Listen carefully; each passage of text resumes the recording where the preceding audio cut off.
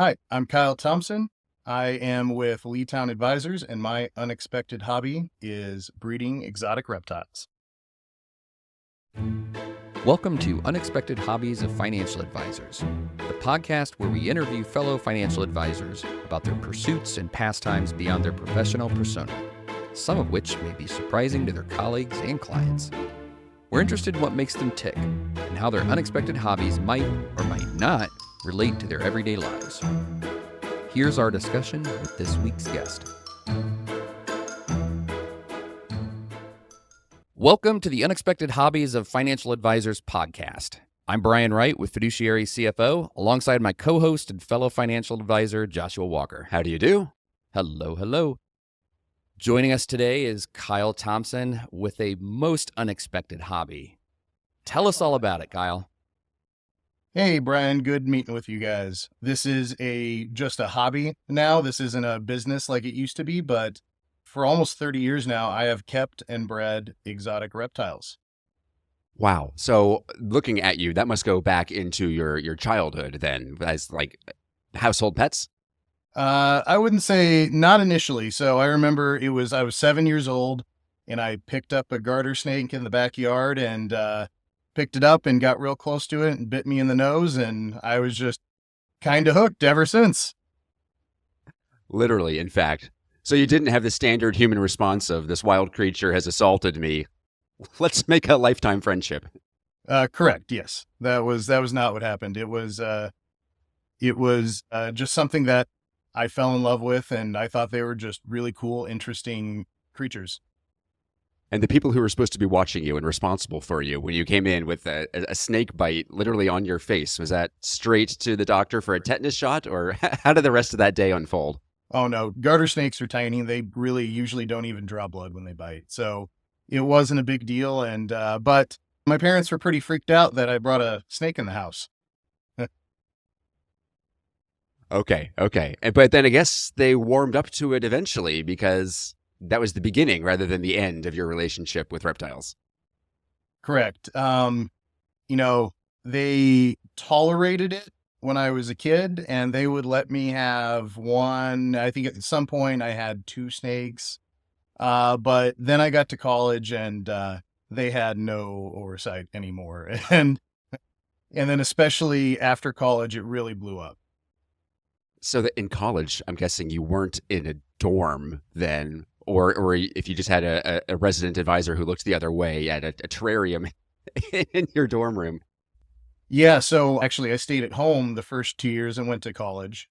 But when I finally actually moved out of the house and I got an apartment, and I had a roommate for the first year, so I couldn't have that many. And then that roommate moved out, and that just gave me an excuse to get more, because then the spare room became the snake room.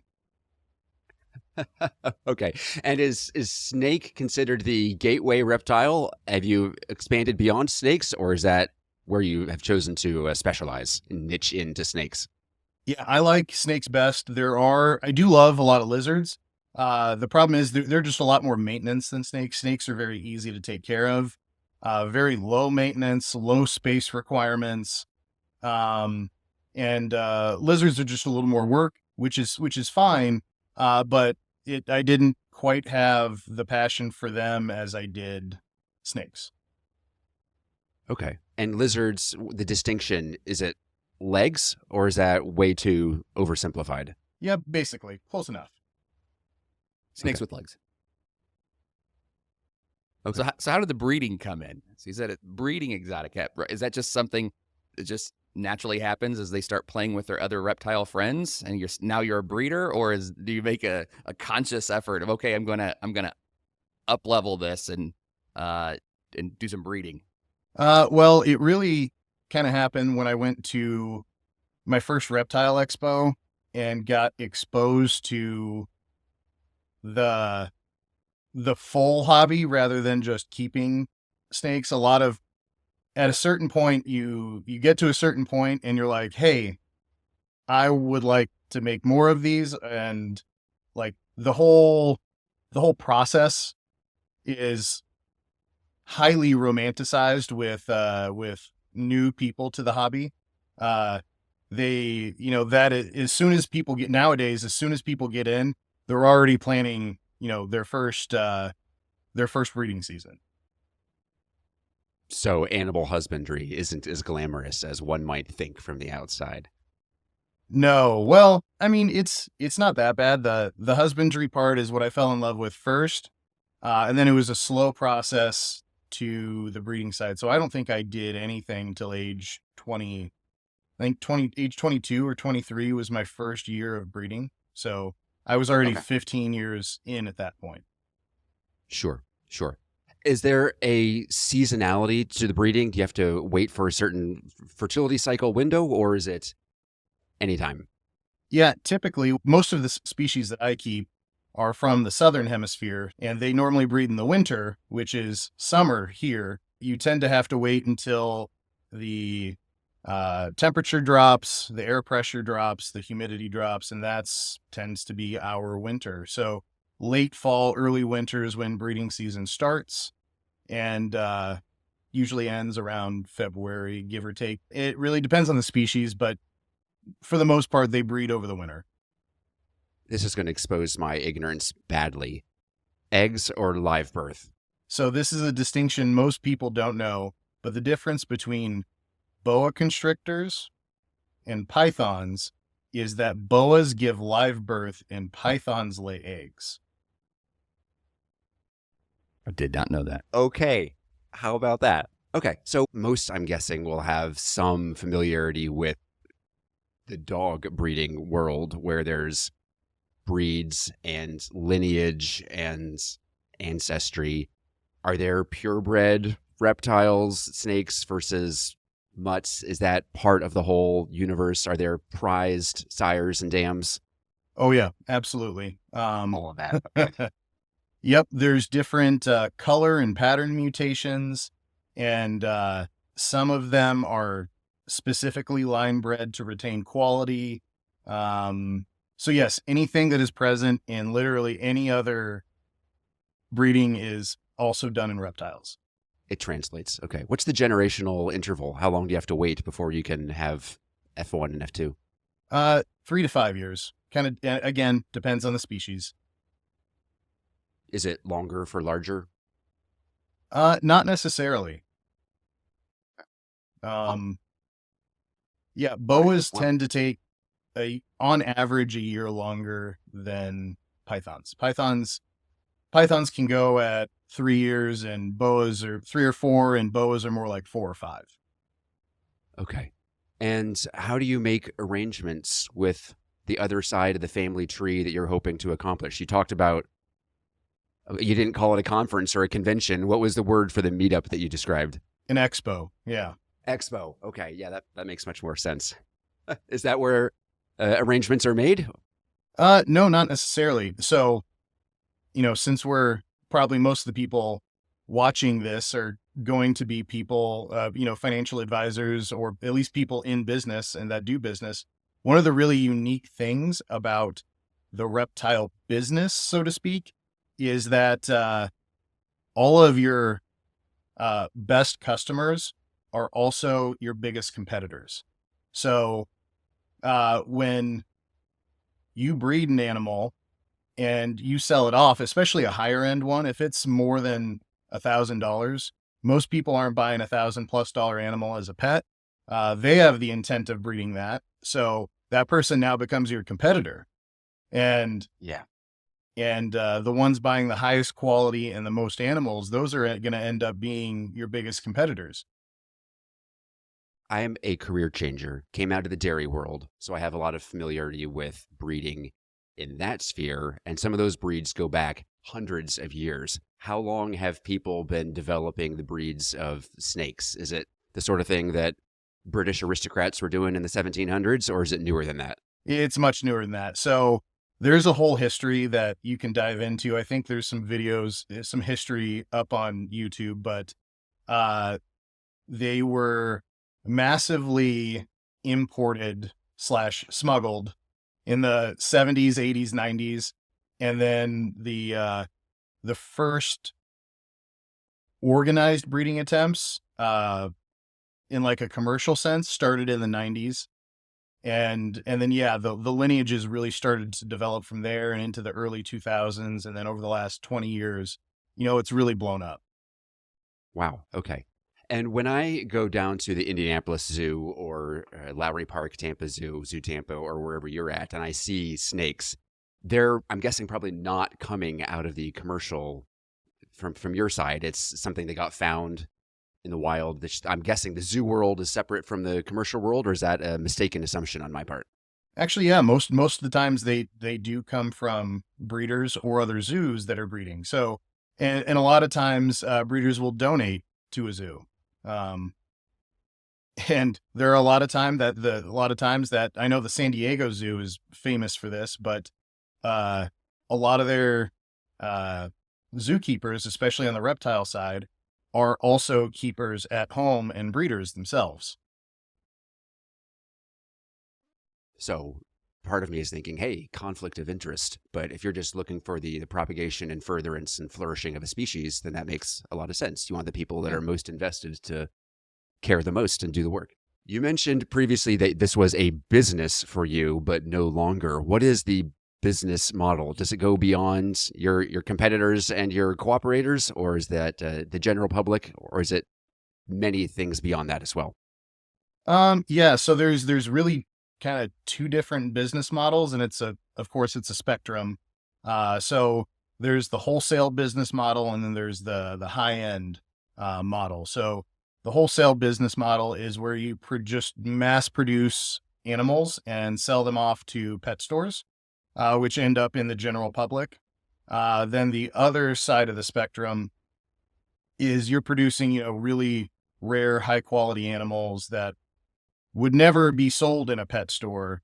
And they're really only being sold at expos and, under the table to people that already know you probably. Sure. And Sure. so the wholesale world, we're talking, $200 or less per animal, whereas the high end world, we're talking 5,000 or more. So I've heard of puppy mills. Are you telling me there are snake mills? Yes, there absolutely are. I am going to have nightmares for the next 3 months. Thanks for that. You're welcome. Well, you've seen Indiana Jones. If you're going to have snake nightmares, surely that's already baked in, right? I think I've suppressed that memory. Time to revisit. Why did it have to be snakes? So what got you said you were previously in business. What got you out of that? How did you transition back into Hobby Zone? So it was actually the sales side that really got me out of it. Well, it was two things. So let's start with that. It was the sales side. I had 10 to 15 people, returning customers that would buy 75% of my animals, almost sight unseen.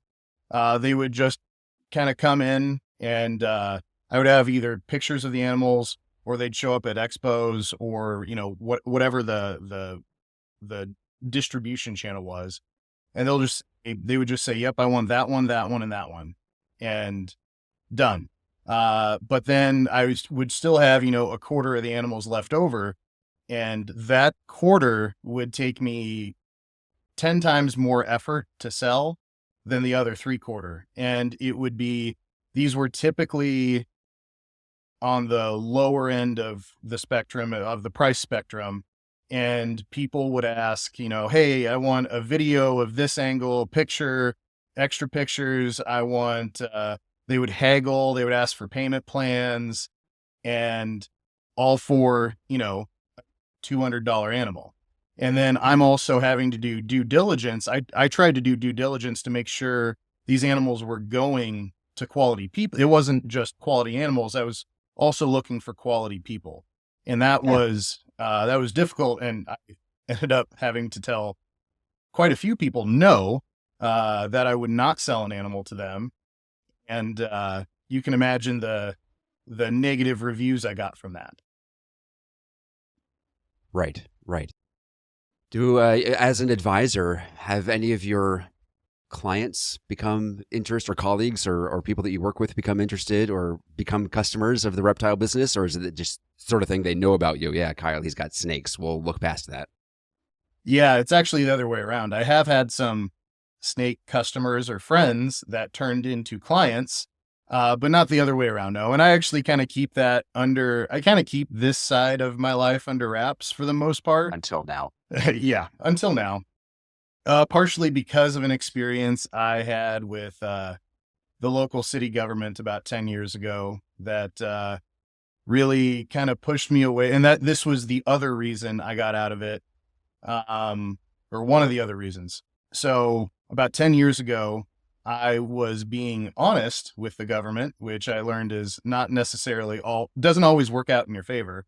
And so in the city that I lived in, you were supposed to have a permit for any animal over 6 foot long, and which I had quite a few. And so I decided to contact them and let them know. And I made sure everything was up to code. And so that was all fine. But when they realized that I was breeding and selling out of my home, they also alerted me that I'm supposed to have a home business permit for that. I have to go through city planning and city council to get that approved.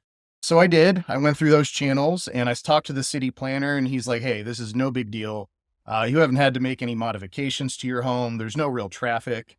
Because like I was having maybe, I don't know, a few cars a month come. Right. We're not talking like a high traffic situation that would bother the neighbors. Yeah, you're not Petco. Right. And then so he also let me know that, hey, we also have to send out a notice to everyone within like 200 yards of your house that you're applying for this business permit and the nature of the business. Anyone with small dogs? Yeah. And so the way they worded that letter wasn't particularly,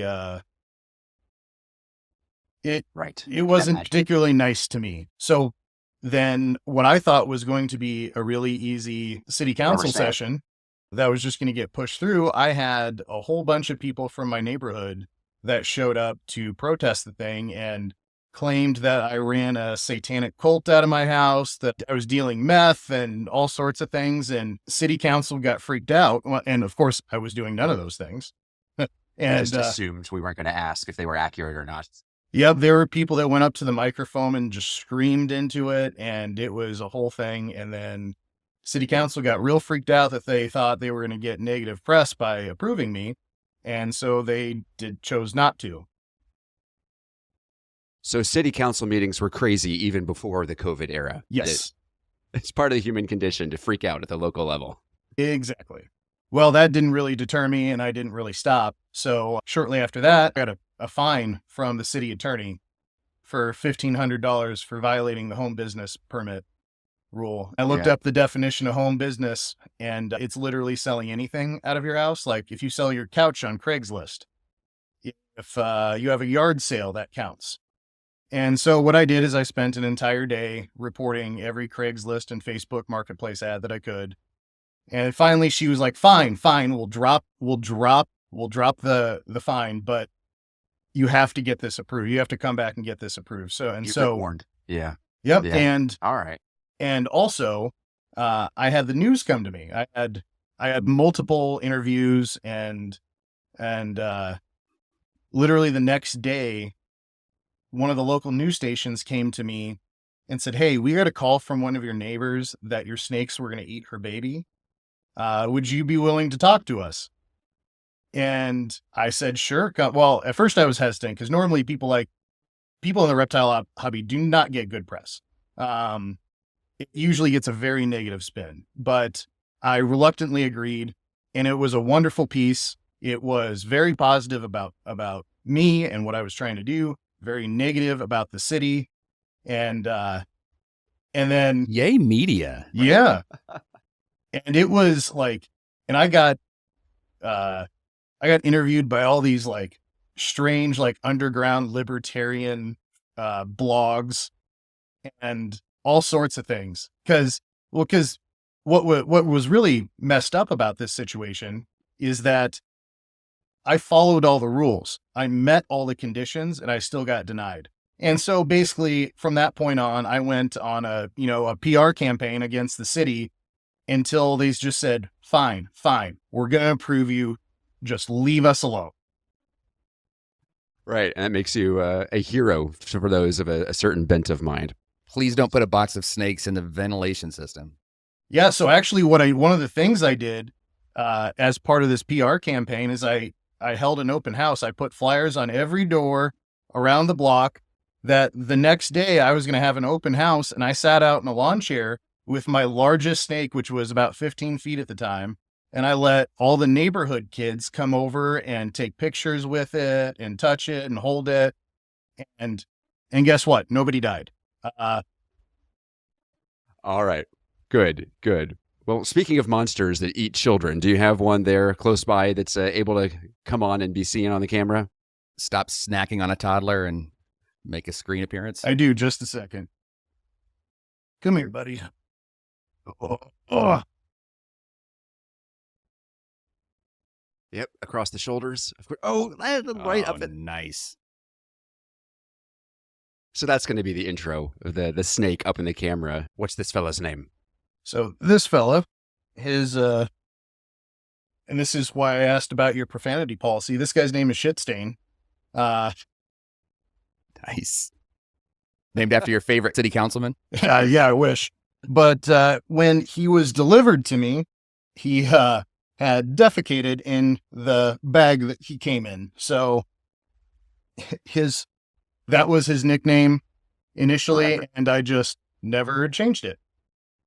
Which is a fair response if you're transported in bags. If I showed up in the bag, that would probably be my nickname as well. Yeah. Yes. So does he have to get registered locally or with a breed association? Is that name on a index card someplace?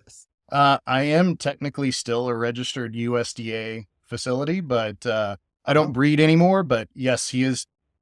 Well, he specifically, I don't think is registered, but I think I am registered as a facility. Are there preferences around owning a male snake versus a female snake? So reptiles are a little unique, especially snakes, because they have the reverse sexual dimorphism that humans do, meaning that in humans, typically men are larger than women, but in reptiles, particularly snakes, usually the female is significantly larger than the male.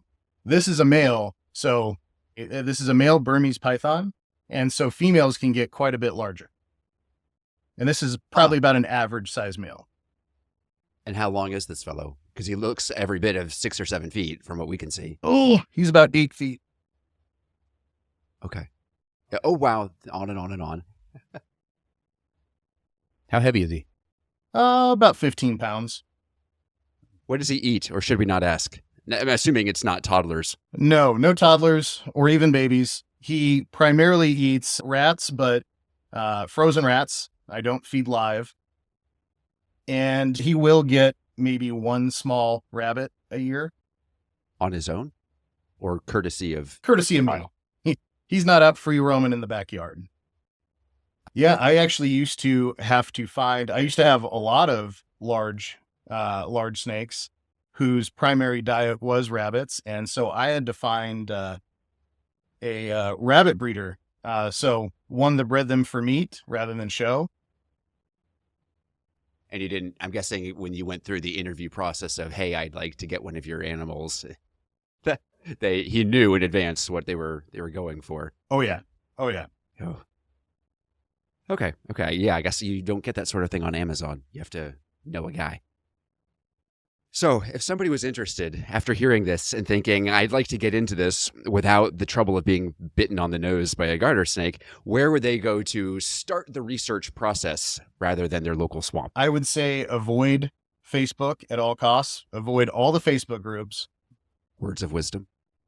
Because there's tons of people that have been doing it for 6 months that think they're experts.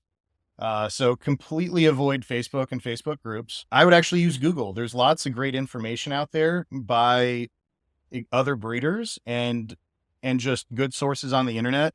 That's the best place anymore. It used to be, back in the day, before Facebook took over, it used to be internet forums were the place to go. But I would also find, Google your local reptile expo and go and talk to local breeders. You'll get a pretty good idea of what's available and what's involved. And that's going to be better than just going on Facebook or going to pet stores. Also, generally avoid pet stores as well. What's the minimum population size that you would need to have a local expo? Um, How far would you have to go necessarily if you lived in a small college town or something?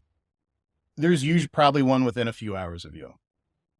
There's one in pretty much every good sized city, and the biggest one in the world is in Chicago every spring and fall. So anytime we talk to somebody with a hobby that there's expos or conferences, I have to ask the question, is there like a Michael Kitces of the Snake Expo? Yes, there is, but it's mostly broken down between species and niche species. The big influencers in the space usually are not great. They're sensationalist, unlike Kitsis.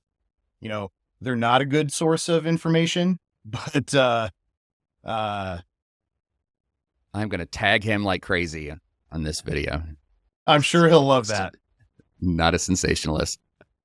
Snake aficionado, Michael Kitces. You heard it here first. Absolutely.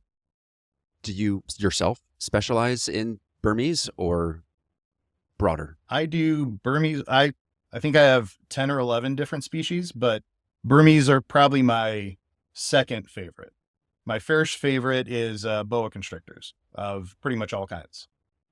As you've been doing this for, you said, 30-ish years, are there any lessons that you've picked up along the way that you've been able to find transfer over to the advisory professional world? Yeah, I think there are two things in particular that I learned that I think is incredibly important that anyone that has been in the advisor business for more than a few years knows naturally. Relationships are what matter most, developing relationships within the hobby. That was one of the biggest keys to success.